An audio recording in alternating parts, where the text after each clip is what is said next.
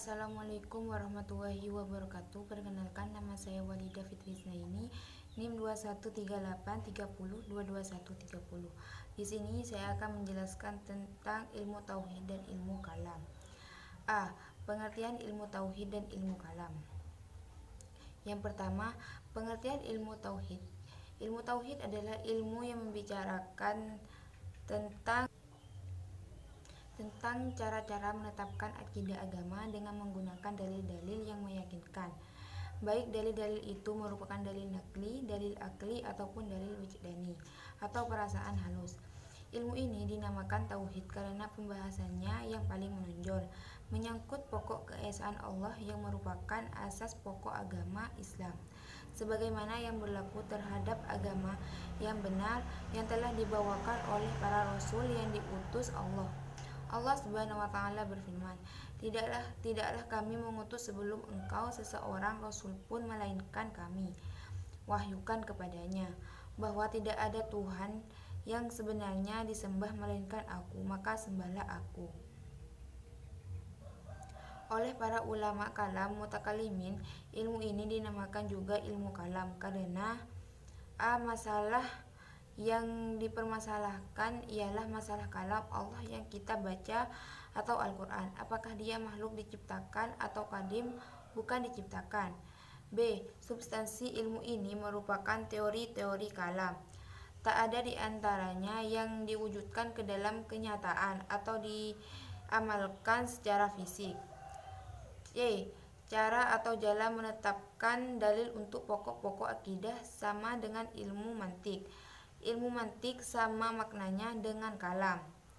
D. Ulama-ulama mutakhirin membahas dalam ilmu ini masalah-masalah yang tidak dibahas oleh ulama salaf seperti pentakwilan ayat-ayat mutasyabihah, pembahasan tentang pengertian qada, tentang kalam dan lain-lain. Karenanya dinamailah ilmu ini dengan ilmu kalam. Lantaran itulah istilah ilmu kalam baru terkenal di masa Abbasiyah sesudah terjadi banyak perdebatan, pertukaran pikiran dan bercampur masalah-masalah tauhid dengan masalah-masalah falsafah, seperti membicarakan tentang madda atau materi, susunan tubuh, hukum-hukum jauhar atau zat sifat, dan lain-lain. 2. Pengertian ilmu kalam. Menurut Syekh Muhammad Abduh, ilmu tauhid sering disebut juga ilmu kalam. Ilmu kalam ialah ilmu yang berisi argumentasi untuk mempertahankan keyakinan, keimanan dengan menggunakan dalil akal dan berisi bantahan terhadap orang-orang yang menyimpang dari kepercayaan salaf dan ahli sunnah. Ilmu kalam dikenal dengan ilmu keislaman yang berdiri sendiri, yang berdiri pada zaman Khalifah Al-Ma'mun 813-833 Masehi dan Bani Abbasiyah. Sebelum itu, pembahasan terhadap soal-soal kepercayaan dalam Islam dinamakan al-fiqhu fi ad-din sebagai lawan dari al-fiqhu fi al-ilmi. B. Perbedaan ilmu tauhid dan ilmu kalam. 1. Ilmu tauhid percaya pada Tuhan dan meyakini tidak ada yang lain selain Tuhan, mengesahkan Tuhan dan pada suatu yang menjadi sifat-sifat khususnya.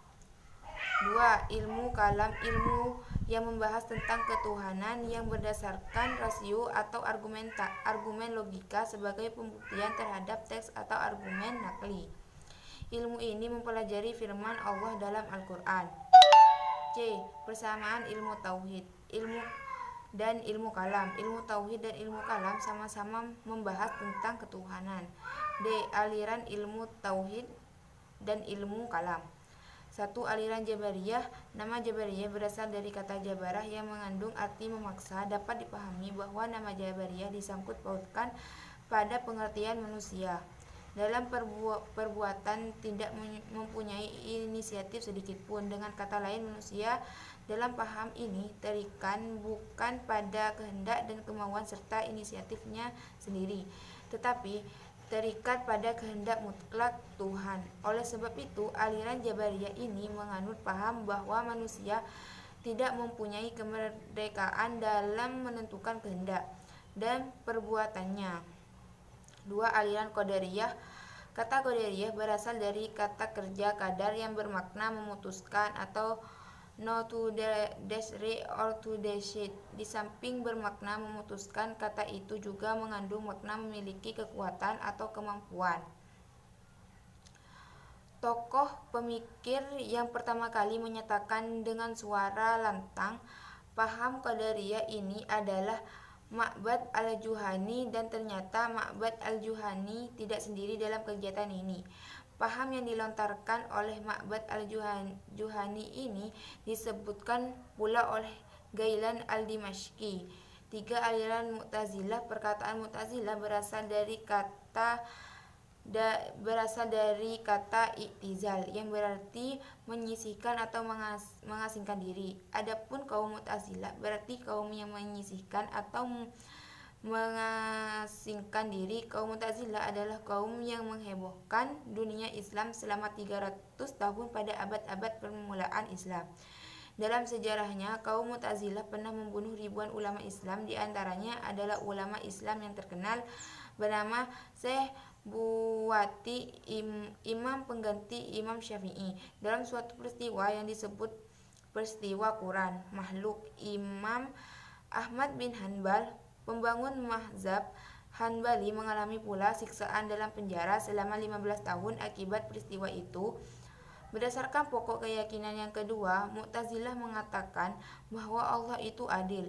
Manusia dihukum oleh Tuhan apabila ia mengerjakan dosa dan diberi pahala olehnya apabila mereka melakukan amal ibadah yang baik.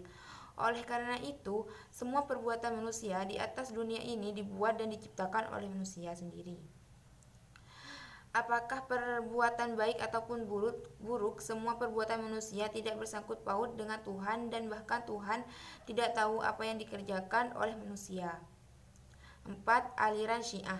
Secara etimologi, Syiah berasal dari kata bahasa Arab yang berarti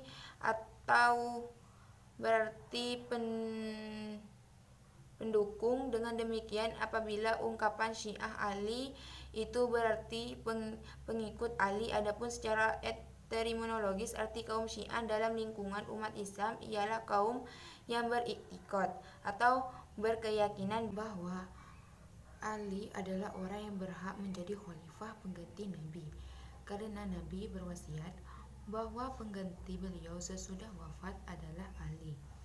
Berdasarkan keyakinan ini, khalifah pertama, kedua, dan ketiga, yaitu Abu Bakar, Umar, dan Utsman adalah khalifah yang tidak sah. Mereka adalah kelompok yang berdosa karena mengambil pangkat kekhalifahan secara batil. 5. Aliran Ahlus Sunnah wal Jamaah. Ahlus Sunnah wal Jamaah, sering disingkat Aswaja, adalah orang-orang yang mengikuti sunnah Rasulullah SAW dan berada dalam golongan jamaah kaum muslimin. Dalam istilah al-fiqih, sunnah artinya perbuatan yang apabila dilakukan mendapat pahala dan apabila tidak dikerjakan tidak berdosa. Jamaah atau baku artinya kumpulan atau rombongan orang beribadah, orang banyak, publik. Jadi Ahlus Sunnah wal Jamaah adalah mereka yang berpegang teguh pada sunnah Nabi Muhammad SAW, para sahabatnya, dan orang-orang yang mengikuti jejak dan jalan mereka, baik dalam hal akidah, perkataan maupun perbuatan. Juga mereka yang istiqomah atau konsisten dalam beriktiba atau mengikuti sunnah Rasul dan menjauhi perbuatan bid'ah. Menjadi ahlu sunnah mengikuti sunnah Rasul merupakan kewajiban setiap muslim. Sekian dari saya. Wassalamualaikum warahmatullahi wabarakatuh.